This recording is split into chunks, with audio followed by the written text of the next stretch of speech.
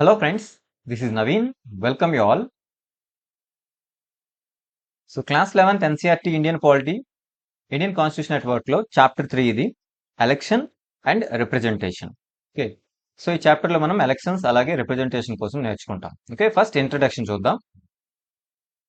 Have you ever played chess? So ఎప్పుడైనా chess ఆడారని అడుగుతున్నాడు. So what would happen if the black knight suddenly starts moving straight rather than 2.5 squares? So black knight అంటే horse లా ఉంటుంది. So అది move అవ్వాల్సిన positions ఇది ఇలా మూవ్ అవుతుంది. ఓకే, సో ఈ పొజిషన్సే మూవ్ అవుద్ది నైట్. బట్ ఇలా మూవ్ అవ్వకుండా ఒకవేళ స్ట్రైట్ గా మూవ్ అవుతే ఏమవుద్ది అంటున్నాడు. సో ఇలా స్ట్రైట్ గా వెళ్ళిపోతే ఏమంటున్నారు. Okay, so suddenly started moving straight rather than 2.5 squares ఇలా కాకుండా స్ట్రైట్ గా వెళ్తే. Or what would happen if in a game of cricket there were no umpires? Cricket లో ఎంపైర్స్ లేకపోతే ఏమవుద్ది? Okay, so in any sport we need to follow certain rules. So ఏ game లో అయినా సరే మనం కొన్ని సెటైన్ రూల్స్ అనేవి ఫాలో అవ్వాలి. Okay, and change the rules and outcome of the game would be very different.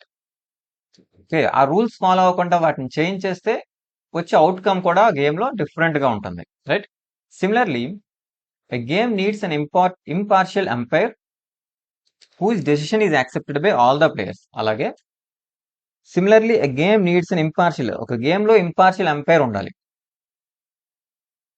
Okay, impartial umpire కూడా ఉండాలి గేమ్ కి. Whose decision is accepted by all the players అందరు కూడా అతని యొక్క డెసిషన్స్ ని యాక్సెప్ట్ చేయాలి. So the rules and the umpire. So first ఒకటి మాట్లాడుకోవడం ఇక్కడ ఏంటి, రెండు విషయాలు. ఇక్కడ నైట్ ఫాలో అవ్వాల్సిన పొజిషన్ లేదు. సో ఇలా వెళ్లాల్సింది స్ట్రైట్ గా వెళ్తుంది అంటే రూల్స్. ఇక్కడ రూల్స్ ఉన్నాయి, అలాగే ఒక ఎంపైర్ ఉండాలి అంటే అతని డెసిషన్స్ అందరు ఫాలో అవ్వాలి. సో ఈ రెండు విషయాలు ఇంపార్టెంట్. రూల్స్ అలాగే the umpire have to be agreed upon before we begin to play game. So game ఆడడానికి ముందే ఇవి ఫిక్స్ అవ్వాలి, అగ్రీ అవ్వాలి వీటి విషయాల్లో. ఓకే, రూల్స్ కానీ ఎంపైర్ కానీ ఈ విషయాలన్నింటిలో కూడా అగ్రీ అవ్వాల్సి ఉంటుంది గేమ్ స్టార్ట్ అవ్వక ముందే. Right, so what is true of a game is also true of elections. So game కి ఎలాగైతే ఇది నిజమో ఎలక్షన్ విషయంలో కూడా ఇది నిజం. Right, so there are different rules or systems of conducting elections. So election conduct చేయడంలో కూడా డిఫరెంట్ రూల్స్ అనేవి ఉంటాయి. So the outcome of the election depends on the rules we have adopted. So election నుంచి వచ్చే outcome, మనకు వచ్చే result అనేది ఎలా డిపెండ్ అంటే మనం పెట్టుకున్న రూల్స్ మీద డిపెండ్ అయి ఉంటుంది. And we need some machinery to conduct the elections in an impartial manner. Okay, ఒక ఇంపార్షియల్ ఎంపైర్ అయితే ఎలాగా ఉండాలో ఒక గేమ్ లో, అలాగే మనం కూడా ఒక మెషినరీ అనేది ఉండాలి. ఆ మెషినరీ ఎలా వర్క్ చేయాలంటే ఇంపార్షియల్ గా ఉండాలి. ఓకే, ఎలక్షన్ కండక్ట్ చేయడానికి మనకు ఒక మెషినరీ ఉండాలి, అది ఇంపార్షియల్ గా ఉండాలి. And since these two decisions need to be taken before the game of electoral politics can begin, and these cannot be left to any government. So since these two decisions, rules అలాగే conduct చేసే machinery అనమాట. Okay, so ఈ రెండు first decide అవ్వాలి.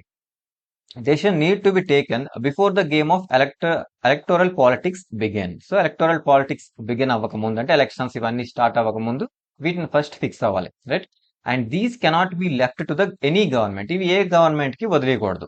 Okay, and this is why these basic decisions about the elections are return down in the constitution of the democratic country. Okay, so అందువల్ల ఈ basic decisions అనేవి about elections సంబంధించిన ఈ basic decisions written down in constitutions. So రాజ్యాంగంలో అవి రాసి ఉంటాయి.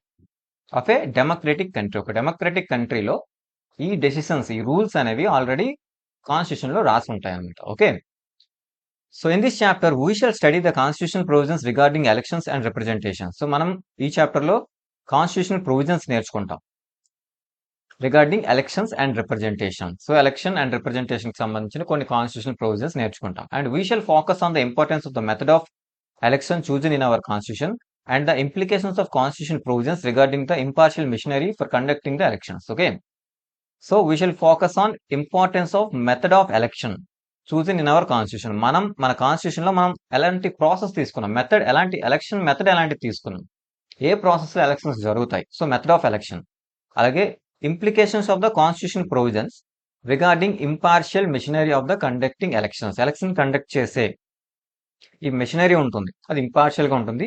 So impartial machinery యొక్క implications of the constitutional provisions. ఈ కాన్స్టిట్యూషనల్ ప్రొవిజన్స్ అనేవి వాటిపైన ఎలాంటి ఇంప్లికేషన్స్ ఉంటాయి. Okay, and we shall also look at some suggestions for amending the constitutional provisions in this respect. Okay, so అలాగే కొన్ని కాన్స్టిట్యూషనల్ చేంజెస్ కూడా మనం చూస్తాం. ఓకే, కాన్స్టిట్యూషనల్ అమెండ్మెంట్ సజెషన్స్ కూడా మనం చూస్తాం. And after reading this chapter you would understand different methods of elections. So different types of elections చూస్తాం, methods ఏంటవి, అలాగే the characteristic of the system of elections adopted in our country, మన కంట్రీలో మనం adopt చేసుకున్న ఎలక్షన్ సిస్టమ్ చూస్తాం. అలాగే importance of provisions for free and fair election. Free and fair elections కి కావాల్సిన ఇంపార్టెంట్ ప్రొవిజన్స్ ఏంటి. ఓకే, అలాగే the debate on the electoral reforms మీద ఒక డిబేట్. ఓకే, సో ఇవన్నీ కూడా మనం చూస్తాం, ఈ చాప్టర్ లో నేర్చుకుంటాం. Okay, so first elections and democracy. So democracy, ప్రజాస్వామ్యం. ఓకే, డెమోక్రసీకి ఎలక్షన్స్ కి relations. So let us begin by asking ourselves two simple questions about elections and democracy. Democracy and election కోసం రెండు సింపుల్ క్వశ్చన్స్ మనకి మనమే అడుగుతూ start చేద్దాం. Right, so ourselves అంటున్నట్టు. Okay, first question, can we have democracy without holding elections? First question ఏంటి, మనకి democracy లేకుండా మనం ఎలక్షన్స్ ని హోల్డ్ చేయొచ్చా, ఎలక్షన్స్ పెట్టొచ్చా? అలాగే second question, can we hold elections, okay sorry, so can we have democracy without holding elections? Elections పెట్టకుండా democracy ఉండొచ్చా? And can we hold elections without having democracy? Can we hold elections without having democracy అంటే democracy లేదు, elections పెట్టొచ్చా అంటే ఒకటి లేకుండా ఒకటి అనమాట. సో డెమోక్రసీ ఉండొచ్చా ఎలక్షన్ లేకుండా, అలాగే డెమోక్రసీ లేకుండా ఎలక్షన్ పెట్టొచ్చా? ఇవి టూ క్వశ్చన్స్. రైట్, చూద్దాం. So let us have discuss in the classroom. Okay, వదిలేండి. Right, the first question reminds as for the necessity of the representation in a large democracy. Okay, first question is ఇది. Can we have democracy without holding elections? Elections పెట్టకుండా అంటే elections అంటే ఏంటి? ఇక్కడ election లో ఏం చేస్తారు, ఒక పర్సన్ ఎలక్ట్ చేసుకుంటారు. పర్సన్స్ ఎలక్ట్ చేసుకోవడం అంటే ఎవరు ఎలక్ట్ చేసుకుంటారు, పీపుల్ ఎలక్ట్ చేసుకుంటారు అనుకోండి. అంటే వాళ్ళకి బదులుగా ఇంకొక పర్సన్ ఎలక్ట్ చేసుకుంటున్నారు అంటే రిప్రజెంటేషన్, రిప్రజెంటేటివ్స్ ని ఎలక్ట్ చేసుకుంటారు. రైట్, సో ఫస్ట్ క్వశ్చన్ ఏం చెప్తుంది మనకి, reminds necessity of representation in a large democracy. ఒక డెమోక్రసీలో రిప్రజెంటేటివ్స్ యొక్క అవసరం ఏంటని చెప్తుంది. అంటే ఎలక్షన్స్ పెట్టకుండా డెమోక్రసీ ఉంటుందా అని ఫస్ట్ క్వశ్చన్ మనకు వేస్తున్నాం. రైట్, ఎలక్షన్స్ లేదు, డెమోక్రసీ ఉంటుందా అంటే ఇక్కడ ఏంటి, రిప్రజెంటేటివ్స్ కోసం మనం మాట్లాడుతున్నాం. Okay, necessity of representation in a large democracy, ఒక పెద్ద డెమోక్రసీలో రిప్రజెంటేటివ్స్ అవసరం అని మనం ఇక్కడ చెప్తున్నాం ఈ క్వశ్చన్ లో. Right, all citizens cannot take a direct part in making every decision. So citizens అందరూ కూడా, సో ఆ కంట్రీలో ఉన్న పీపుల్ అందరూ కూడా ప్రతి డెసిషన్ లో పార్టిసిపేట్ చేయలేరు, డైరెక్ట్ గా పార్టిసిపేట్ అయితే చేయలేరు. So therefore representatives are elected by the people. So అందువల్ల పీపుల్ వాళ్ళ రిప్రజెంటేటివ్స్ ఎలక్ట్ చేసుకుంటారు. So this is how elections became important. So అందువల్ల ఎలక్షన్స్ ఇంపార్టెంట్ అవుతున్నాయి. So whenever we think of India as the democracy, our mind invariably turns to the last elections. So మనం Indian democracy కోసం మనం ఆలోచిస్తే, so we think of India as a democracy. So India ఒక democracy కదా, so India democracy కోసం మనం ఆలోచిస్తే so మన మైండ్ లోకి వచ్చేది ఒకటి, so our mind invariably turns to the last elections కోసం. ఎందుకంటే డెమోక్రసీ ఏంటి, పీపుల్ ఎలక్ట్ చేసుకోవాలి. సో పీపుల్ వాళ్ళ రిప్రజెంటేటివ్స్ ఎలక్ట్ చేసుకోవాలి అంటే పీపుల్ రూల్ చేస్తారు, బట్ వాళ్ళకి బదులుగా ఇంకొకరు అక్కడ ఉంటారు ఆ ప్లేస్ లో, అంతే. Right, so elections have today become the most visible symbol of the democratic process. Okay, so elections అనేవి డెమోక్రటిక్ ప్రాసెస్ లో మోస్ట్ విజిబుల్ సింబల్ గా మారిపోయాయి అనమాట. ఓకే, ఒక సింబల్ గా మారిపోయాయి ఎలక్షన్స్ డెమోక్రసీకి. So we often distinguish between direct and indirect democracy. So direct democracy ఉంటుంది, అలాగే ఇండైరెక్ట్ డెమోక్రసీ ఉంటుంది. A direct democracy is one where the citizens directly participate in day-to-day decisions making and in the running of the government. Okay, so direct democracy అంటే people direct గా ఉంటారు. So ప్రతి decision లో, government decision లో direct గా people ఉంటారు. Okay, so the ancient city states in Greece were considered examples of direct democracy. So ancient Greece లో ఈ సిస్టమ్ ఉండేది. Right, and many would consider local governments, especially Gram Sabhas, to be closest example of direct democracy. So local governments like Gram Sabha ఇవన్నీ కూడా, ఎందుకంటే గ్రామ సభలో direct గా people ఉంటారు, సో వాటిని ఎగ్జాంపుల్ గా తీసుకుంటారు. So direct democracy. Okay, so democracy. So but this kind of direct democracy cannot be practised when a decision has been taken by lakhs and crores of people. Okay, so direct democracy అంటే people direct గా ఒక decisions ని తీసుకుంటారు. Government లో జరిగే ఏ decision అయినా పీపులే direct గా తీసుకుంటారు, పీపుల్ అంతా కలిసి. కానీ కొన్ని lakhs or crores of people ఉన్నప్పుడు డైరెక్ట్ డెమోక్రసీ అనేది పాసిబుల్ కాదు.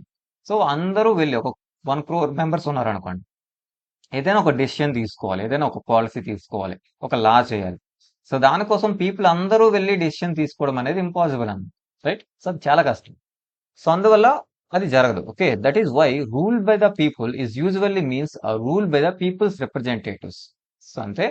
So that is why rule by people. So rule by people అంటే అర్థం ఏంటి? Rule by representatives. వాళ్ళ యొక్క రిప్రజెంటేటివ్స్ రూల్ చేస్తుంటారు, పీపుల్ కాదు. ఓకే, పీపుల్ డైరెక్ట్ గా చేయలేరు, ఎందుకంటే హ్యూజ్ నెంబర్ ఆఫ్ క్రౌడ్ ఉన్నప్పుడు అది చేయలేరు. సో వాళ్ళకు బదులుగా ఒక పర్సన్ ఎలక్ట్ చేసుకొని ఆ పర్సన్ డెసిషన్స్ తీసుకుంటారు. సో వాళ్ళు representatives. Okay, so rule by people అంటే రూల్ బై రిప్రజెంటేటివ్స్ అని అర్థం. Okay, so in such an arrangement citizens choose their representatives whom in turn are actively involved in governing and administering the country. So ఇలాంటి సిస్టంలో, so in such a arrangement, so ఇలాంటి సిస్టంలో citizens ఏం చేస్తారు? వాళ్ళ రిప్రజెంటేటివ్ని elect చేసుకుంటారు. So వాళ్ళు యాక్టివ్గా so governing and administering of the కంట్రీలో ఇన్వాల్వ్ అవుతారు.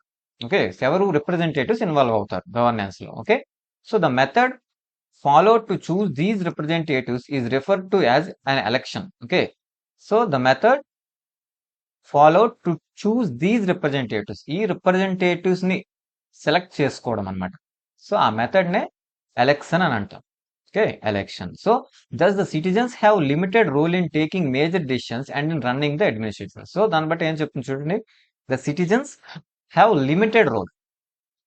So citizens limited role in major decisions and running the administration. Administration అంటే ఆ కంట్రీ మొత్తాన్ని రన్ చేయడం కానీ మేజర్ డెసిషన్స్ తీసుకోవడంలో సిటిజన్స్ కి లిమిటెడ్ రోల్ ఉంటుంది, ఎందుకంటే వాళ్ళ రిప్రజెంటేటివ్స్ డెసిషన్స్ అనేవి తీసుకుంటారు. So they are not very actively involved in making of the policies. So policy making లో పీపుల్ అంతా యాక్టివ్ గా ఇన్వాల్వ్ అవ్వరు. So citizens are involved only indirectly through their elected representatives. So వాళ్ళ యొక్క elected representatives వల్ల people indirect గా involve అవుతారు. So direct గా ఇన్వాల్వ్ అవ్వరు. Okay, so in this arrangement whole where all major decisions are taken by elected representatives, method by which people elect their representatives becomes very important. Okay, so in this arrangement where major decisions taken by elected representatives, so ఇలాంటి ఒక system లో, ఎలాంటి system? Elected representatives అనే వాళ్ళు major decisions అన్ని కూడా తీసుకుంటారు. So ఒక కంట్రీలో పీపుల్ దగ్గర పవర్ ఉండాలి, కానీ వాళ్ళ ప్లేస్ లో ఇంకొంతమంది వాళ్ళ ప్లేస్ లో వెళ్ళి వాళ్ళే డిసిషన్స్ తీసుకుంటారు, అంటే మేజర్ డిసిషన్స్ అన్ని కూడా వాళ్ళే తీసుకుంటారు. అలాంటప్పుడు వీళ్ళని ఎలక్ట్ చేసుకోవడం అనేది చాలా స్ట్రిక్ట్ గా ఉండాలి, right? So the method by which elect their representatives becomes very important. అందువల్ల వీళ్ళని ఎలక్ట్ చేసుకునే మెథడ్ అనేది చాలా ఇంపార్టెంట్ అవుతుంది. ఓకే, ఎందుకంటే వీళ్ళు మేజర్ డెసిషన్స్ అన్ని కూడా వీళ్ళే తీసుకుంటారు. ఓకే, పీపులే రూల్ చేయాలి డెమోక్రసీలో, కానీ పీపుల్ రూల్ చేయడం అనేది పాసిబుల్ కాదు. ఓకే, ప్రతి ఒక్కరూ వెళ్ళి డెసిషన్ తీసుకుంటే పాసిబుల్ కాదు. సో వాళ్ళ ప్లేస్ లో ఇంకొకరు వెళ్తారు. సో వాళ్ళ ప్లేస్ లో ఇంకొకరు వెళ్ళి డెసిషన్స్ తీసుకుంటారు, కాబట్టి వాళ్ళని ఎలక్ట్ చేసుకునే ప్రాసెస్ అనేది చాలా important, right? Next the second question. Okay, first question కోసం మాట్లాడుకున్నాం. Okay, next second question reminds us the fact that all elections are democratic. Not all elections are democratic. So ఇక్కడ second question ఏంటి? Can we hold elections without having democracy? So democracy లేకుండా elections ని పెట్టగలం, right? So can we hold elections without having democracy? Democracy అనేది లేదు, అప్పుడు ఎలక్షన్స్ పెట్టొచ్చా? Can we hold elections? So ఇది సెకండ్ క్వశ్చన్. సో ఈ సెకండ్ క్వశ్చన్ మనకి ఏం చెప్తుంది? Reminds us that fact that not all elections are democratic. So అన్ని ఎలక్షన్స్ కూడా డెమోక్రటిక్ కాదు, అంటే డెమోక్రసీ కాకపోయినా సరే ఎలక్షన్స్ జరుగుతాయి, right? So not all elections, అన్ని ఎలక్షన్స్ కూడా డెమోక్రటిక్ గా జరగవు, right? So large number of non democratic countries also hold elections. So non democratic countries కూడా ఎలక్షన్స్ ని హోల్డ్ చేస్తాయి, ఎలక్షన్స్ పెడతాయి. So in fact non democratic rulers are very keen to present themselves as democratics. Okay, so in fact non democratic rulers కూడా so very keen to present themselves, వాళ్ళని వాళ్ళు democratic గానే present చేసుకోవడానికి చూస్తారు, right? And they do not so by holding elections in such a way that it does not threaten their rule. Okay. కానీ వాళ్ళు డెమోక్రటిక్‌గా ఉండాలనుకుంటారు. వాళ్ళని వాళ్ళు డెమోక్రటిక్ అనిపించుకోవాలనుకుంటారు. కానీ ఎలక్షన్స్ పెడతారు. సో, ఎలక్షన్స్ పెడతారు గానీ, వాళ్ళ రూల్‌కి థ్రెటన్ అవ్వకూడదు ఆ ఎలక్షన్ వల్ల. ఓకే. సో, అలా ఎలక్షన్స్ పెట్టుకుంటారు. అంటే వాళ్ళకి పాజిటివ్‌గా ఉండేలాగా చూసుకుంటారు అన్ని కూడా. Okay. So, can you think of some examples of such non democratic elections? So, మీరు ఆలోచించమంటున్నారు కొన్ని. Okay. So, what do you think would distinguish a democratic form, a non democratic form? Okay. ఒక నాన్ డెమోక్రటిక్‌కి, democratic ఫార్మ్‌కి distinction ఎలా వస్తుంది? Difference ఎలా తెలుస్తుంది? And what can be done to ensure that elections in a country would be conducted in a democratic way? Okay. So, what can be done to ensure that elections in a country, ఒక కంట్రీలో జరిగే elections అనేవి democratic వేలో జరిగాయని అలా ensure చేసుకుంటారు. Okay. So ఇవన్నీ కొన్ని questions. Okay. Can you think some of such non democratic elections? Already ఏం చెప్పుకున్నాం, డెమోక్రసీ కాకపోయినా సరే ఎలక్షన్స్ కండక్ట్ చేయొచ్చు. సో వాళ్ళు ఎలక్షన్స్ పెడతారు. సో నాన్ డెమోక్రటిక్ నేషన్స్ లో కూడా వాళ్ళు ఎలక్షన్స్ హోల్డ్ చేస్తారు. బట్ వాళ్ళకి ఎలాంటి థ్రెట్ లేకుండా చూసుకుంటారు వాళ్ళు. రైట్. సో అలాంటి కొన్ని డెమోక్రటిక్ ఎలక్షన్స్ కోసం ఆలోచించమంట. వాళ్ళు ఎలాంటి సిస్టమ్ ఫాలో అవుతారు సో తెలుసుకోండి. And what do you think democratic కి నాన్ డెమోక్రటిక్ కి డిఫరెన్స్ ఎలా తెలుస్తుంది? అలాగే డెమోక్రటిక్ వేలో ఈ ఎలక్షన్స్ జరిగాయా లేదని మనకి ఎలా తెలుస్తుంది? So this is where the constitution comes in. ఇక్కడ కాన్స్టిట్యూషన్ వస్తుంది. ఏంటి? The constitution of a democratic country lays down some basic rules about the elections. ఒక డెమోక్రటిక్ కంట్రీలో కాన్స్టిట్యూషన్ కొన్ని బేసిక్ రూల్స్ అనేది పెట్టి ఉంటుంది ఎలక్షన్స్ కోసం. So the details are usually left to be worked out by laws passed by the legislatures. These basic rules are usually about. Okay. So basic rules ఏంటి? Okay. The details are usually left to be worked out by laws passed by the legislature. So legislature pass చేసే loss కి వదిలేసింది remaining details అన్నమాట. But basic rules అనేవి అయితే constitution లో ఉంటాయి. Right. So these basic rules usually who is eligible to vote. So ఎవరు eligible, vote వేయడానికి ఎవరు ఎలిజిబుల్? అలాగే who is eligible to contest, అంటే రిప్రజెంటేటివ్ గా నిలబడడానికి ఎవరు ఎలిజిబుల్ అవుతారు? And who is to supervise the elections, ఎవరు ఈ ఎలక్షన్ ని సూపర్వైజ్ చేస్తారు, ఎవరు కండక్ట్ చేస్తారు? Okay. So how do the voters choose the representatives, అంటే ఎలక్షన్ యొక్క మెథడ్ అనమాట. ఏ ప్రాసెస్ లో రిప్రజెంటేటివ్స్ ని ఓటర్స్ ఎలక్ట్ చేసుకుంటారు? And how are the votes to be counted and representatives elected. So ఎలా ఓట్స్ ఎలా కౌంటింగ్ జరుగుతాయి, సో ఈ రిప్రజెంటేటివ్స్ ఎలా ఎలక్ట్ అవుతారు, సో ఈ ప్రాసెస్ ఇవన్నీ కూడా బేసిక్ అన్నమాట. ఈ బేసిక్స్ అన్ని కూడా కాన్స్టిట్యూషన్ చెప్తుంది. Right. So like most democratic constitutions, the constitution of India answers all these questions. So most democratic constitutions లాగానే మన డెమోక్రటిక్ కాన్స్టిట్యూషన్ మంది కూడా, సో మంది కూడా ఈ క్వశ్చన్స్ అన్నిటికీ ఆన్సర్స్ ఇస్తుంది. So as you can see, the first 3 questions are about ensuring that elections are free and fair and can be thus called democratic. Okay. So first 3 questions చూసుకుంటే ఎవరు vote వేయొచ్చు, ఎవరు representatives గా నిలబడొచ్చు, ఎవరు conduct చేస్తారు, ఇవన్నీ కూడా ఈ ప్రాసెస్ అంటే ఏం చెప్తుంది? So free and fair elections కోసం మాట్లాడుతుంది. Okay. And the last 2 questions are about ensuring a fair representation. So representation వాళ్ళని ఎలా ఎన్నుకోవాలి, మెథడ్. సో వాళ్ళు ఎన్నుకునే మెథడ్ బట్టే అది ఎంత ఫెయిర్ గా ఉందనే తెలుస్తుంది, అంటే ఎంత స్ట్రిక్ట్ గా ఉందన్న దాన్ని బట్టి. ఓకే. సో ఫెయిర్ రిప్రజెంటేషన్ ఉందా లేదా చెప్తాయి. Okay. So in this chapter you will consider both these aspects of the constitutional provisions about elections. So ఈ చాప్టర్ లో మనం ఈ కాన్స్టిట్యూషనల్ ప్రొవిజన్స్ అన్ని కూడా మనం నేర్చుకుంటాం. Okay. Free and fair elections and fair representation కోసం ఇవన్నీ కూడా మనం నేర్చుకుంటాం. So first election system in India. So Indian election system ఎలా ఉంటుంది? So you may have noted above a reference to the different methods or the system of elections. You may have wondered what these were all about. Okay. So different methods of elections కోసం మనం already చూసాం. Right. So you may have wondered what these were about. So ఈ methods అన్ని దేనికోసం? And you may have seen or read about different methods of electioneering and campaigning on the elections. You may have seen or read. So మీరు వినుంటారు, ఇలా చూసుంటారు. So different election campaigning కోసం వీటన్నిటికీ. And what are different methods of elections? So different methods of elections ఏంటి? So there is a system of conducting elections. So election conduct చేయడానికి ఒక system ఉంది. And there are authorities and rules about dos and don'ts. Okay. So ఏం చేయాలి, ఏం చేయకూడదు అనేది చెప్పడానికి అథారిటీస్ అదే ఉన్నాయి. సో అథారిటీస్ అండ్ రూల్స్ అనేవి ఉన్నాయి. And it is that what election system is all about, and you may have wondered why the constitution needs to write down how the votes are to be counted and the representatives elected. So isn't that very obvious? People go and vote. The candidate who get highest votes get elected. So that is what elections are all around the world. Why do we need to think about it? Okay. So what are different methods of elections? So different methods of elections అంటే ఏంటి? And there is a system of conduct. Election conduct చేయడానికి ఒక system ఉంది. ఏం చేయాలి, ఏం చేయకూడదు, dos and don'ts rules ఉన్నాయి. And is that what election system is all about. So election system అంటే అంతేనా, right? So you may have wondered. So constitution లో మరి ఎందుకు రాసున్నారు? సో జస్ట్ ఒక ఎలక్షన్ సిస్టమ్ ఉంది, రూల్స్ ఉన్నాయి, ఇలా ఎలక్ట్ చేసుకుంటారు, అంతేనా ఎలక్షన్? సో రాజ్యాంగంలో ఎందుకు ఈ రూల్స్ అన్ని రాసున్నాయి? సో ఎలా, how the votes are counted and representatives elected. So వీటన్నిటి కోసం ఎందుకు రాశారు? అంత అవసరమా? Okay. So people go and vote. ఎవరికైతే హైయెస్ట్ మెజారిటీ, హైయెస్ట్ ఓట్స్ వస్తాయో వాళ్ళు ఎలక్ట్ అవుతారు. So that is what elections all around the world. So ప్రపంచం మొత్తం అలాగే జరుగుతుంది.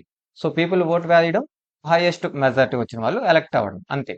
So why do we need to think about it? So దానికోసం మనం అంతగా ఆలోచించడానికి ఏముంది, రైట్? ఎలక్షన్ సిస్టమ్ కోసం. So we need to, because this question is not simple as it appears to us. So మనం ఆలోచించాలి, ఎందుకంటే మనం అనుకునేంత ఈజీ క్వశ్చన్, సింపుల్ క్వశ్చన్ అయితే కాదు ఇది. Okay. So we have to got so use it to our system of elections that we think that there cannot be any other way. So we got so use it to our system. మనం మన election system కి అలవాటు పడుకున్నాం, right? అలవాటు పడున్నాం. So we think that there cannot be any other way. సో ఇంకా వేరే ఏ వే కూడా లేదు ఎలక్షన్ కోసం అని అనుకోవచ్చు, రైట్? కానీ in a democratic election people vote and their preference decides who will win the contest. Okay. So democratic election లో ఏం జరుగుతుంది? పీపుల్ ఓట్ వేస్తారు. సో వాళ్ళ యొక్క ప్రిఫరెన్స్ ప్రకారం ఒక పర్సన్ విన్ అవుతారు. Okay. But there can be very different ways in which people make their choices and very different ways in which their preferences can be counted. So ఎలక్షన్లో ఏం జరుగుతుంది? People వాళ్ళ యొక్క ప్రిఫరెన్స్ ఇస్తారు, అంటే ఈ పర్సన్కి నేను వేస్తాను. సో ఆ పర్సన్స్ కి అందరూ వేస్తే హైయెస్ట్ వస్తే అతను విన్ అవుతారు. సో ఇదే సిస్టమ్ అనుకుంటాం, జనరల్ సిస్టమ్. అని డిఫరెంట్ వేస్ ఉన్నాయి. So very different ways in which people may choose their choices. వాళ్ళ యొక్క చాయిసెస్ ని సెలెక్ట్ చేసుకోవడం కోసం డిఫరెంట్ వేస్ ఉన్నాయి. అవే కాకుండా, ఓకే, అంటే ఒక పర్సన్ ని సెలెక్ట్ చేసుకోవడం కాదు, డిఫరెంట్ చాయిసెస్ కూడా సెలెక్ట్ చేసుకోవచ్చు. అలాంటి ఛాన్స్ ఉంది.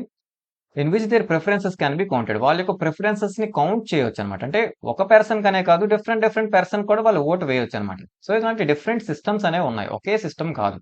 Okay. And these different rules of game can make a difference to win the to who the winner of the game will be. So ఇలాంటి డిఫరెంట్ సిస్టమ్స్ వల్ల, so these different rules of game, ఇలాంటి different rules కానీ ఉన్నాయనుకోండి, so winner ని change చేయగలరు, right? So ఎవరు winner అనేది మార్చొచ్చు. ఎందుకంటే ఒక పర్సన్ ని సెలెక్ట్ చేయడం, సో ఒక పర్సన్ మాత్రమే మీరు ఓటు వేయాలి, ఒక పర్సన్ కి మాత్రమే వేశారు, ఇదొక సిస్టమ్. లేదా preferences, different types of preferences అంటున్నాం కదా. సో డిఫరెంట్ ఒక 3 మెంబర్స్ ని ఎలక్ట్ చేసాం, 1 or 2 అనుకోండి నెంబర్స్ ఇచ్చి. సో ఈ సిస్టమ్ ఒకటి ఉందనుకోండి. ఇలాంటి సిస్టంలో ఒకరు విన్ అవుతారు, ఇలాంటి సిస్టంలో ఒకరు విన్ అవుతారు. సో విన్ అయ్యే పర్సన్ ని మార్చేస్తుంది ఎలక్షన్ యొక్క సిస్టమ్ అనేది, రైట్? సో డిఫరెంట్ వేస్ అనేవి మనకు ఉన్నాయి. So some rules can favour bigger parties. కొన్ని రూల్స్ వల్ల బిగ్గర్ పార్టీస్ కి హెల్ప్ అవుతాయి. And some rules can help smaller players. Small players or small parties అనుకోండి, స్మాల్ గ్రూప్స్ అనుకోండి. సో వాళ్ళకి హెల్ప్ అవుతాయి. And some rules can favour the majority community, other can protect the minorities. కొన్ని rules వల్ల majority కమ్యూనిటీకి favour జరగవచ్చు, కొన్నిటి వల్ల మైనారిటీస్ కి ప్రొటెక్ట్ జరగవచ్చు. ఓకే.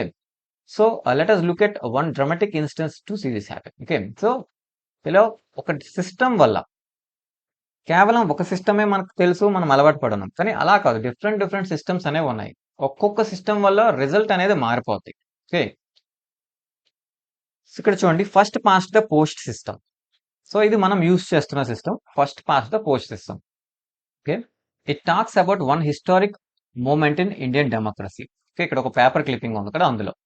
సో ఒక హిస్టారిక్ మూమెంట్ ఇండియన్ డెమోక్రసీలో మాట్లాడుకున్నాం, దానికోసం ఇక్కడ మాట్లాడుతుంది ఆ పేపర్లో. Okay. So in the Lok Sabha elections 1994, Congress party came to power, winning 415 of the 543 Lok Sabha seats or more than 80% of the seats.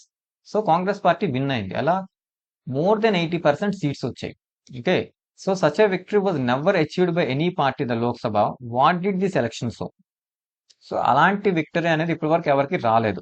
Okay, so అది ఏం చెప్తుంది? So what did this election so? So ఆ ఎలక్షన్ ఏం చెప్తుంది మనకి? Okay, so the Congress party own 4/5 4/5 of seats, అంటే total 5 seats అంటే 4 seats వాళ్ళకి అనమాట, అలా వచ్చాయి.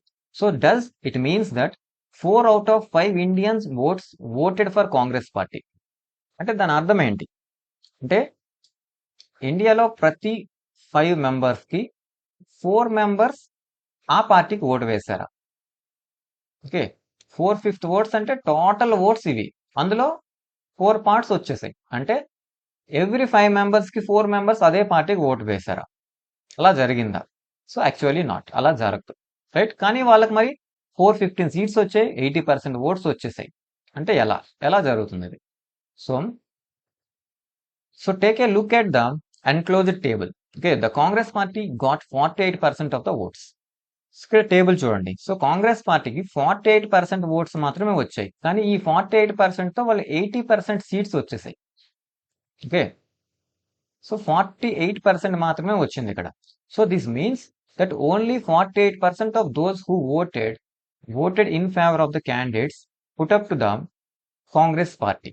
ఓకే, సో అంటే అర్థం ఏంటి? 48% ఓటర్స్ మాత్రమే వీళ్ళని ఎలక్ట్ చేశారు. సో టోటల్ 4/5 వచ్చేసాయి సీట్స్, కానీ 4/5 మెంబర్స్, ప్రతి 5 మెంబర్స్ కి 4 మెంబర్స్ ఎలక్ట్ చేసుకోలేదు వీళ్ళని. సపోజ్ మనం 50% అనుకున్నా, సో 48% 50% మనం అనుకున్నా సరే 2.5 రైట్, ఇందులో హాఫ్ 5 హాఫ్ మెంబర్స్ మాత్రమే వచ్చినట్టు ఎలక్ట్ చేసుకున్నారు, ఆ పర్సన్స్ కి కావాలి అంతే.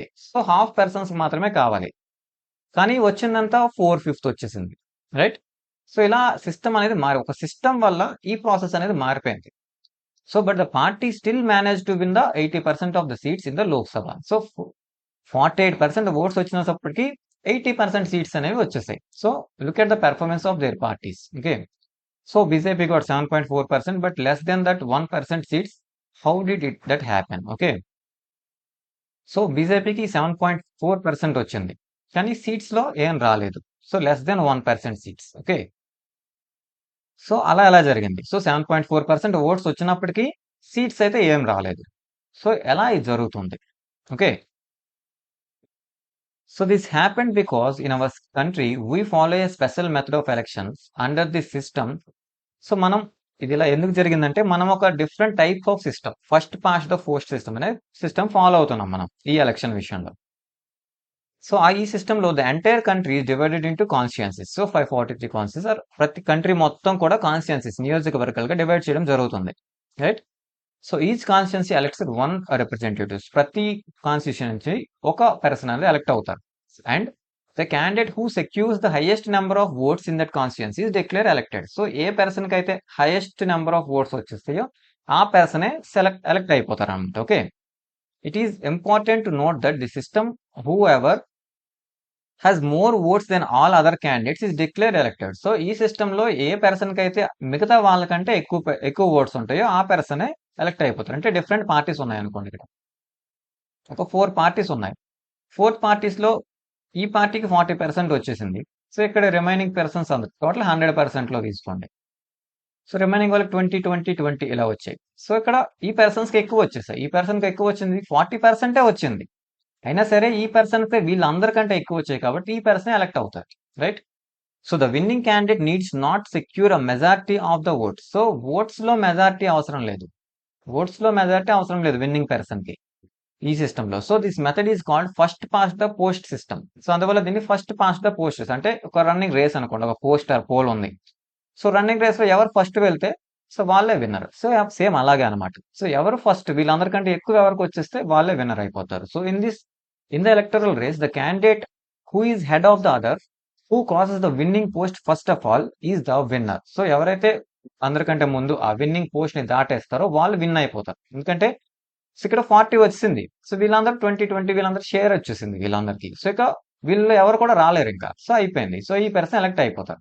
సో ఈ సిస్టమ్ లో ఇలా జరుగుద్ది.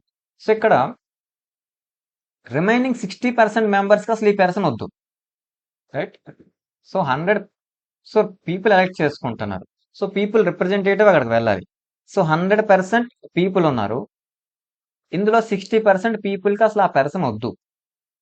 సో కానీ ఆ పర్సన్ 40% ఓట్స్తో ఆ పర్సనే రిప్రజెంటేటివ్గా వెళ్తాడు. సో ఈ సిస్టంలో అలా జరుగుద్ది, right? So this method is called plurality system. So దీన్ని ప్లూరాలిటీ సిస్టమ్ అని కూడా అంటాం. So this is the method of election prescribed by the constitution. So మన కాన్స్టిట్యూషన్ మన లోక్సభ ఎలక్షన్స్ కి ప్రిఫర్ చేసింది ఈ system. Okay, so let us now go back to our example. So మన ఎగ్జాంపుల్ మళ్ళీ వెళ్తాం. So the Congress party won greater share of the seats than its share of oats because in many of the constitutions in which its candidates won, they secure less than 50% of the votes. If there are several candidates, the winning candidate often get much less than 50% of the votes. So మన example ఏంటి, Congress party win అయింది. So Congress పార్టీకి seats అయితే ఎక్కువ వచ్చాయి. Okay, so greater share of seats వచ్చాయి కానీ greater share of oats రాలేదు. సో ఓట్స్ రాకపోయినా సరే సీట్స్ ఎక్కువ వచ్చాయి. In constituency in which the candidates own. So ఒక కాన్స్టిట్యున్సీలో, సో ప్రతి కాన్స్టిట్యున్సీలో ఆ పర్సన్ కి so they secured less than 50%. అక్కడ నిల్చున్న పర్సన్ 50% కంటే తక్కువే వచ్చింది ప్రతి పర్సన్ కూడా. ఓకే, ఎందుకంటే టోటల్ గా 48% ఓట్స్ మాత్రమే వాళ్ళకి వచ్చాయి. అంటే ప్రతి పర్సన్ కి 50% కంటే తక్కువ వచ్చాయి. ఒకవేళ ఇంకా ఎక్కువ పర్సన్స్ ఉంటే, ఓకే, సో ఎంత ఎక్కువ మంది అంటే వాళ్ళకి కాంపిటీషన్ లో ఎంత ఎక్కువ మంది ఉంటే వాళ్ళందరూ షేర్ చేసేసుకుంటారు. ఈ ఓట్స్ అన్ని షేర్ అయిపోతాయి కాబట్టి ఇంకా తక్కువ వచ్చినా సరే ఆ పర్సన్ ఎలక్ట్ అయిపోతుంటారు, right? So the votes that go to all the losing candidates go waste. So remaining persons కి వెళ్ళిన ఓట్స్ అన్ని కూడా వేస్ట్ అయిపోతాయి. ఒక 10 మెంబర్స్ ఉన్నారు అనుకోండి, అందులో ఒక పర్సన్ కి ఒక 30 వచ్చేసింది. సో రిమైనింగ్ అందరూ 10, 15 ఇలా అందరు షేర్ చేసుకుంటే ఈ రిమైనింగ్ ఓట్స్ అన్ని వేస్ట్. ఈ 30% ఓట్స్ వచ్చిన పర్సన్ విన్ అయిపోతాడు, రైట్? అంటే రిమైనింగ్ 70% ఆ పర్సన్ అసలు వద్దు, కానీ అతనే రిప్రజెంటేటివ్ అవుతాడు, రైట్? సో రిమైనింగ్ ఓట్స్ అని 70% ఓట్స్ అని కూడా ఏమవుతాయి, వేస్ట్ అయిపోతాయి. So for those candidates or parties get no seat from those votes. Suppose a party gets only 25% of the votes in every constituency, but everyone else gets even less votes. In that case, the party could win all the seats only with 25% votes or even less. Okay. So ఇవన్నీ కూడా waste అయిపోయాయి. For those candidates or parties got no seat. So వాళ్ళకి seat రాదు, ఎందుకంటే అవన్నీ కూడా waste అయిపోయాయి. So ఒక పర్సన్ అక్కడ ఆల్రెడీ ఎలక్ట్ అయ్యి వెళ్ళిపోతారు. సో ఇక్కడ రిమైనింగ్ 70% ఓట్స్ వచ్చినా 30% ఓట్స్ వచ్చినా ఇవన్నీ వేస్ట్ అనమాట. ఓకే, సో అక్కడ నుంచి రిప్రజెంటేషన్ రాదు, ఆ పర్సన్స్ కి సీట్ రాదు. Suppose A party gets 25% of votes in every constituency. ప్రతి కాన్స్టిట్యున్సీలో 25% వచ్చింది ఎలక్షన్ లో, ఓకే, ఓట్స్ వచ్చాయి. But every one else gets even less. కానీ రిమైనింగ్ వాళ్ళందరికీ కూడా అంతకంటే తక్కువ వచ్చాయి, 10, 15 ఇలా వచ్చాయి అందరికి, రిమైనింగ్ వాళ్ళకి కాంపిటీషన్ లో ఉన్న వాళ్ళకి. సో అప్పుడు ఏమవుద్ది, ఈ 25% ఉన్న పర్సన్ ఎలక్ట్ అవుతారు, right? So in this case party could win all seats with only 25%. 25% votes తో ఆ పార్టీ విన్ అయిపోద్ది, గవర్నమెంట్ ఫామ్ చేసుకుంటది, right?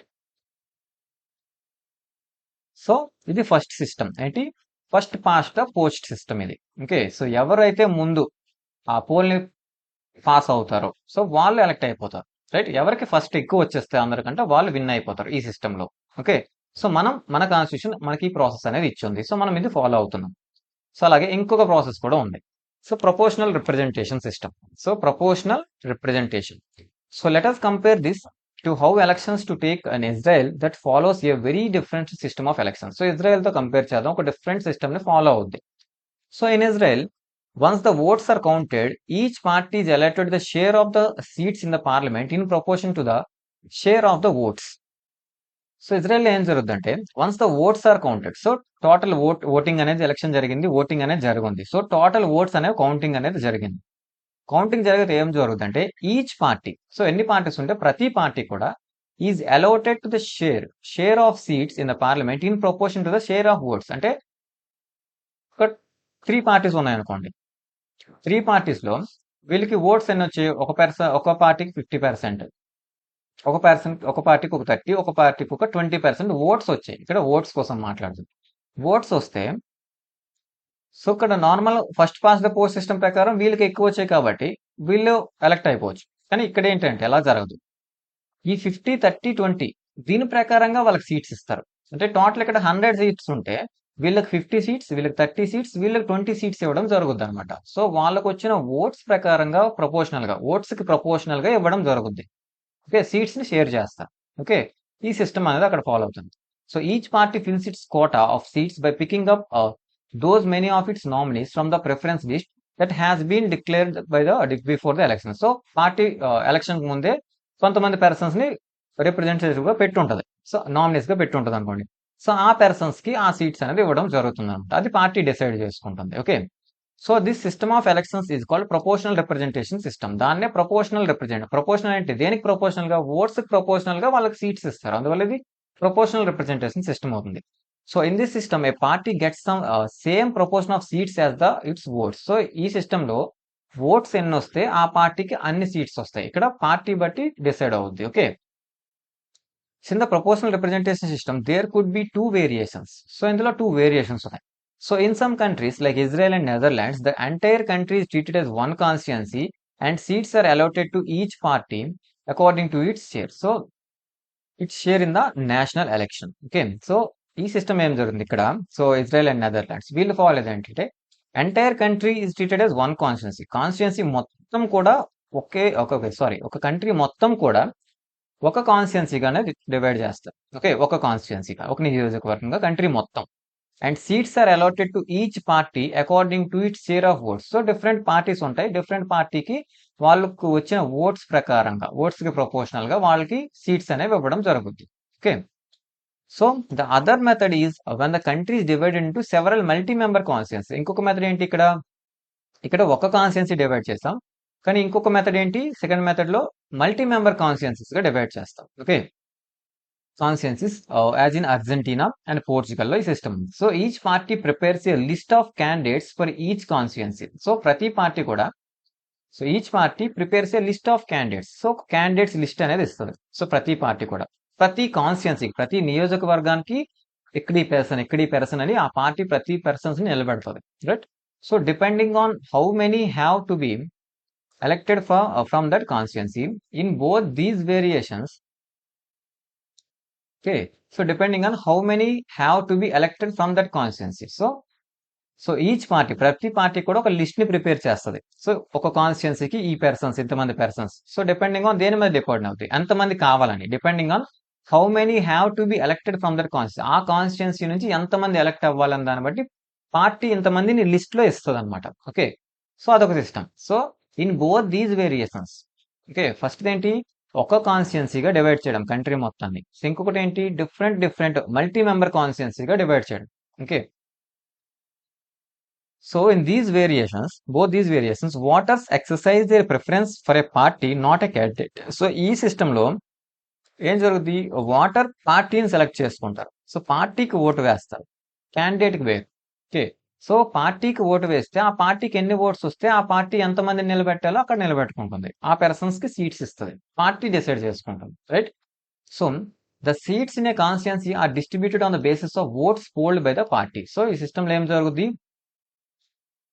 Oats polled by the party. So పార్టీకి ఎన్ని ఓట్స్ వచ్చాయని దాన్ని బట్టి వాళ్ళకి సీట్స్ అనేది డివైడ్ చేయడం జరుగుతుంది, డిస్ట్రిబ్యూట్ చేసుకుంటారు. So thus representatives from a constituency would and do belong to different parties. అందువల్ల రిప్రజెంటేటివ్స్ డిఫరెంట్ పార్టీకి చెందిన వాళ్ళు ఉంటారు. So in India we have adopted proportional representation. మనం కూడా ప్రపోర్షనల్ రిప్రజెంటేషన్ అడాప్ట్ చేసుకున్నాం. Okay, on a limited scale for indirect elections. So మనం కూడా ప్రపోర్షనల్ రిప్రజెంటేషన్ ఉంది మనకు కూడా, కానీ అదొక లిమిటెడ్ స్కేల్లో, అది కూడా ఇండైరెక్ట్ ఎలక్షన్ కోసం ఉంది మన దగ్గర. Okay, the constitution prescribes a third and complex variation for the proportional representation of election of president, vice president and for election of the Rajya Sabha and Vidhan Parishad. Okay, president election, vice president election, Rajya Sabha, అలాగే council, states లో councils. So వీటి కోసం మనం proportional representation తీసుకున్నాం, కానీ ఇది ఒక different method. ఇప్పుడు మనం చెప్పుకున్న రెండు మెథడ్స్ కాకుండా ఇంకో డిఫరెంట్ అండ్ కాంప్లెక్స్ మెథడ్ ని మనం తీసుకున్నాం. Okay, so very difficult method అయితే మనం తీసుకున్నాం. Okay, proportional representation in Israel. So Israel system already చెప్పుకున్నాం. సో కొంచెం డీటెయిల్ గా ఉంది, చూద్దాం. So Israel follows A proportional representation system of election. This elections to the legislature takes place in 4 years. So వాళ్ళ యొక్క లెజిస్లేచర్ నెసెట్. ఓకే, దానికి 4 years కి election జరుగుద్ది, 4 years కి ఒకసారి. సో వాళ్ళ సిస్టమ్ ఏంటి? Proportional representation. So every party declares A list of candidates. So ప్రతి పార్టీ కూడా లిస్ట్ ఆఫ్ క్యాండిడేట్స్ ఇస్తుంది. So but voters vote to the party and not for the candidate. So voters పార్టీకి vote వేస్తారు కానీ candidate కి vote వేయరు. So a party goes seats get seats in the legislature in proportion the votes polled by it. So ఆ పార్టీకి seats ఎలా వస్తాయి, దానికి ఎన్ని ఓట్స్ వస్తాయి దాని ప్రకారంగానే వస్తాయి. So this allows even smaller parties with very small support base to get representation in the legislature. So very support అనేది చాలా తక్కువ ఉన్నా సరే ఆ పార్టీస్ కూడా లెజిస్లేచర్ లో రిప్రజెంటేషన్ అనేది వస్తుంది. So a party must get minimum 3.25% votes to be eligible to get a seat in the legislature. లో ఒక సీట్ రావడానికి మినిమం కోట అనమాట, మినిమం 3.5% వచ్చి ఉండాలి, అప్పుడు వాళ్ళకి ఒక సీట్ వస్తుంది. So this often leads to the multi party coalition government. So దీనివల్ల ఏం జరుగుతుంది, ఇక్కడ మల్టీ పార్టీ కోalition గవర్నమెంట్స్ కూడా ఫామ్ అవుతాయి, ఎందుకంటే ప్రతి పార్టీ నుంచి పర్సన్స్ వచ్చేస్తారు అప్పుడు. ఓకే, సో మల్టీ పార్టీస్ అంటే పార్టీస్ అన్ని కలిపి గవర్నమెంట్ ఫామ్ చేస్తాయి. ఓకే, సో ఇక్కడ ఒక టేబుల్లో ఉంచండి. Tables was 2015 elections of nature based on this find the percentage of various. Okay, so system. So చూడండి, so name the list of party. So ఇక్కడ పార్టీస్ ఉన్నాయి, డిఫరెంట్ పార్టీస్ ఉన్నాయి ఇక్కడ. So different parties percentage of total votes, వాళ్ళకి వచ్చిన ప్రతి పార్టీకి వచ్చిన ఓట్స్ ఇవి. ఒకళ్ళు 23, 18, 10, 8, 7 ఇలా వచ్చాయి. సో ఇలా వచ్చింది, కానీ ఇందులో ప్రతి ఒక్కరికి సీట్స్ వచ్చాయి. సో నెంబర్ ఆఫ్ సీట్స్ 30, 24, 30 అంటే వీళ్ళ యొక్క ఓట్స్ ప్రకారంగా వీళ్ళకి అక్కడ సీట్స్ వచ్చాయి అనమాట. సో ఇలా వస్తుంది ఈ సిస్టంలో. ఓకే, కానీ ఫస్ట్ పాస్ట్ పోస్ట్ సిస్టంలో చూడండి, ఇక్కడ కాంగ్రెస్ కి 48% ఓట్స్ మాత్రమే వచ్చాయి, కానీ ఇక్కడ 80% సీట్స్ వచ్చేసాయి. సో అదే డిఫరెన్స్ ఉంది ఇక్కడ. ఓకే, ప్రపోర్షనల్ రిప్రజెంటేషన్ లో వాళ్ళకు వచ్చిన ఓట్స్ ప్రకారంగానే సీట్స్ వస్తాయి, కానీ ఈ సిస్టంలో ఏం జరుగుతుందంటే వాళ్ళకు ఓట్స్ తక్కువ వచ్చినా సరే సీట్స్ ఎక్కువ వచ్చేస్తాయి. ఓకే, రిమైనింగ్ వాళ్ళకి అంత రిప్రజెంటేషన్ దక్కదనమాట. Okay,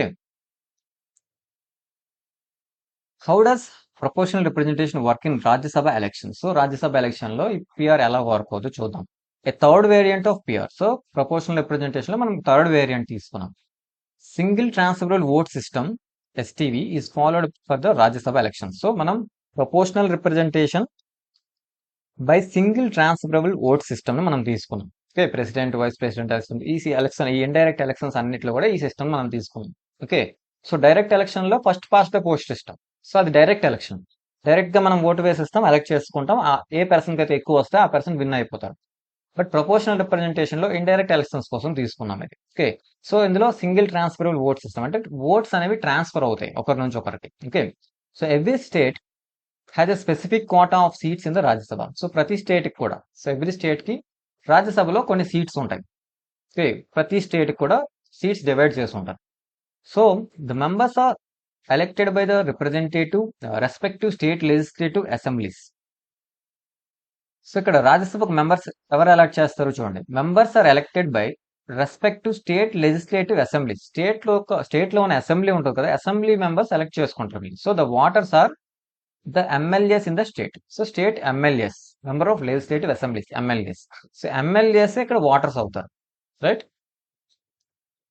so every voter is required to rank candidates according to her or his preference. So ప్రతి వాటర్ అంటే ఇక్కడ ఎమ్మెల్యేస్ అనుకోండి, సో వీళ్ళు ఓట్ చేస్తారు కాబట్టి వీళ్ళకి.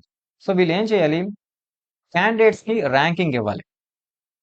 సో వాళ్ళ ప్రిఫరెన్స్ ప్రకారం ర్యాంకింగ్ అంటే వీళ్ళకి 1, వీళ్ళకి 2, వీళ్ళకి 3 అని ఇలా ర్యాంకింగ్ ఇస్తారు. So to be declared the winner a candidate must secure a minimum quota of the votes which is determined by the formulas. Okay, ఒక పర్సన్ విన్నర్ అని డిసైడ్ చేయాలంటే వాళ్ళకి ఒక రిక్వైర్డ్ కోటా కూడా ఉంటుంది అనమాట. ఓకే, సో దాన్ని వాళ్ళు పాస్ చేయాల్సి ఉంటుంది.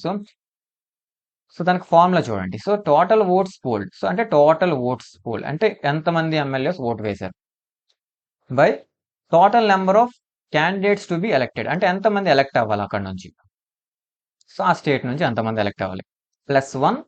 So total +1. ఓకే, సో ఇది సిస్టమ్. ఇలా ఈ ఫార్ములా వాళ్ళకి మినిమం కోటా వస్తుంది.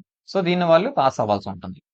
So for example if 4 Rajya Sabha members have to B elected by 200 MLAs in Rajasthan. So Rajasthan లో 200 ఎమ్మెల్యేస్ ఉన్నారు అనుకోండి అక్కడ అసెంబ్లీలో. సో 4 రాజ్యసభ మెంబర్స్ ని వీళ్ళు ఎలక్ట్ చేయాలి. సో అప్పుడు ఏమవుతుంది, the winner would be required 200. So total votes ఎంతమంది, అక్కడ ఉన్న ఎమ్మెల్యేస్ 200 బై 4 మెంబర్స్ ఎలక్ట్ అవ్వాలి కదా, 4 + 1. ఓకే,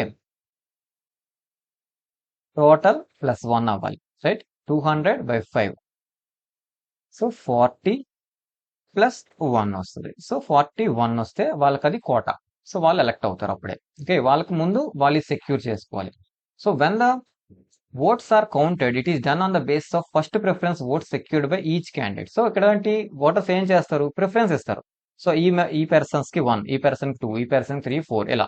ఇక్కడ 4 మెంబర్స్ అనుకోండి. సో ఈ 4 మెంబర్స్ లో ఒక్కొక్కరు ఈ 200 మెంబర్స్ కూడా ప్రతి ఒక్కరికి వీళ్ళు 1 ఉండాలి, వీళ్ళు 2 ఉండాలి, వీళ్ళు 3, వీళ్ళు 4 అంటే వాళ్ళకి నచ్చిన ప్రిఫరెన్స్ వాళ్ళు ఇస్తారు, రైట్? సో ఇందులో ఫస్ట్ ప్రిఫరెన్స్ ఓట్స్ ని కౌంట్ చేస్తారు. ఎవరికి ఫస్ట్ ప్రిఫరెన్స్ ఓట్స్ వచ్చాయి? సో ఓట్స్ వచ్చినప్పుడు వాళ్ళకి కోటా వచ్చిందా లేదా? ఈ ఫార్ములా ప్రకారం వాళ్ళకి రిక్వైర్డ్ కోటా వచ్చిందా? వచ్చేస్తే వాళ్ళు ఎలక్ట్ అయిపోతారు. Okay, so first preference votes secured by the candidate of which the candidate has secured the first preference votes. If the counting of all first preference votes, required number of candidates fail to fulfill the quota, the candidate who secured the lowest votes of the first preference is eliminated, and his or her votes are transferred to those who are mentioned in the second preference to the ballot paper. Okay, so first preference votes అన్ని count చేస్తారు. So మొత్తం అందరు persons. So వాళ్ళు కోటాని reach అయిపోతే ఆ persons అయిపోతారు, elect అయిపోతారు. కానీ అవ్వకపోతే ఏమవుతుంది? Least number of first preference votes ఎవరికో వచ్చి ఉంటాయి కదా, అవి తీసేస్తారు. అవి తీసేసి వాళ్ళు సెకండ్ ప్రిఫరెన్స్ ఇచ్చి ఉంటారు కదా, అవి ట్రాన్స్ఫర్ చేస్తారు మిగతా వాళ్ళని. ఓకే, సో ఈ సిస్టమ్ అనేది ఇలా జరుగుద్ది. Okay, so the candidates who secures the lowest votes of first preference is eliminated. So lowest votes of first preference వచ్చి ఉంటాయి కదా, ఆ పర్సన్స్ ని తీసేస్తారు. Okay, so is eliminated and his or her votes, ఆ పర్సన్స్ కి second, ఈ person second ఉండాలి, ఈ పర్సన్ థర్డ్ ఉండాలని ఓట్స్ వచ్చి ఉంటాయి కదా, ఆ ఓట్స్ అన్ని కూడా ట్రాన్స్ఫర్ అయిపోతాయి. ఎందుకంటే ఆ పర్సన్ తీసేశారు. ఆ పర్సన్ ఫస్ట్ ప్రిఫరెన్స్ గా ఎవరికి వద్దు, అతనికి లీస్ట్ వచ్చి ఉన్నాయి ఫస్ట్ ప్రిఫరెన్స్, అతను వద్దు. అందువల్ల ఆ పర్సన్ పూర్తిగా రిమూవ్ చేసేస్తాం అక్కడ నుంచి. తీసేసి ఆ పర్సన్స్ కి ఇతను సెకండ్ ఉండాలి, థర్డ్ ఉండాలి అని పెట్టుంటారు కదా, ఈ ఓట్స్ అన్ని కూడా ట్రాన్స్ఫర్ అయిపోతాయి వేరే వాళ్ళకి. Okay, so as mention second preference on the ballot. So this process continues till the required number of candidates are declare elected. So ఈ సిస్టమ్ అనేది, ఇలా ట్రాన్స్ఫరింగ్ అనేది required number of members, so కావాల్సినంత members select అయ్యేంత వరకు ఈ transfer system అనేది జరుగుతుంది. వాళ్ళకి కోటా రావాలి, వాళ్ళు ఎలక్ట్ అవ్వాలి. సో అది జరిగేంత వరకు ఈ సిస్టమ్ అనేది కంటిన్యూ అవుతూనే ఉంటది. ఓకే, సో ఇవి election systems. Okay, first preference, first past. So first ఏంటి? First post past system. So ఇదొక సిస్టమ్ మనం జనరల్ ఎలక్షన్ కోసం యూజ్ చేసేది. ఇంకొకటి పిఆర్, ప్రపోర్షనల్ రిప్రజెంటేషన్. మనం యూజ్ చేసేది స్పెషల్ గా proportional representation by single transferable vote. So single transferable vote system మనం వాడతాం. సో ప్రపోర్షనల్ రిప్రజెంటేషన్ లో డిఫరెంట్ టైప్స్ ఉన్నాయి. అందులో మనం ఒక వెరైటీ టైప్ మనం యూజ్ చేస్తాం. ఓకే, సో ఇది మనం president, vice president, Rajya Sabha elections, ఇలా ఇండైరెక్ట్ ఎలక్షన్స్ అన్నిట్లో కూడా మనం దీన్ని యూజ్ చేస్తాం, ఈ పిఆర్ ని. ఓకే, సో డైరెక్ట్ ఎలక్షన్స్ లో like Lok Sabha, so Lok Sabha elections లో మనం ఇవి డైరెక్ట్ గా మనం ఓటు వేస్తాం. అది first past the post system. So ఎవరికి ఎక్కువ వస్తే వాళ్ళు విన్ అవుతారు. సో ఈ డిఫరెంట్ టైప్స్ ఆఫ్ సిస్టమ్ ని మనం యూజ్ చేస్తాం. కానీ ప్రతి సిస్టమ్ ఏంటంటే సెలెక్టెడ్ మెంబర్స్, ఆ విన్నర్ ని డిసైడ్ చేంజ్ అనేది మారిపోద్ది. సో ఈ సిస్టమ్ లో ఒకలాగా విన్నర్ వస్తారు, ఇంకో సిస్టమ్ లో ఇంకోలా వస్తారు. Okay, so normal Lok Sabha election లో ప్రెజెంట్ ఉన్న సిస్టమ్ లో ఒక పార్టీ విన్ అయింది అనుకోండి, అదే సేమ్ పొజిషన్ లో మనం పిఆర్ ని తెచ్చి పెడితే ఆ పార్టీ అక్కడ ఉండదు. సో మారిపోతుంది. సో ఖచ్చితంగా చేంజెస్ అనేవి వచ్చేస్తాయి.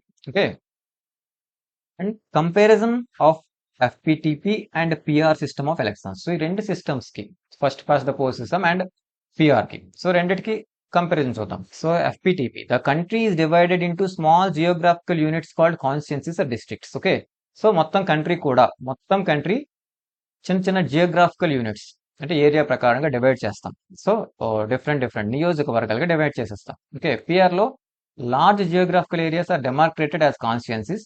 The entire country may be a single constituency. అయితే ఎంటైర్ కంట్రీ సింగిల్ కాన్స్టిట్యున్సీగా తీసుకోవచ్చు, లేదా జియోగ్రాఫికల్ ఏరియాగా కాన్స్టిట్యున్సీ డిఫరెంట్ జియోగ్రాఫికల్ ఏరియాస్ ని విడదీయచ్చు.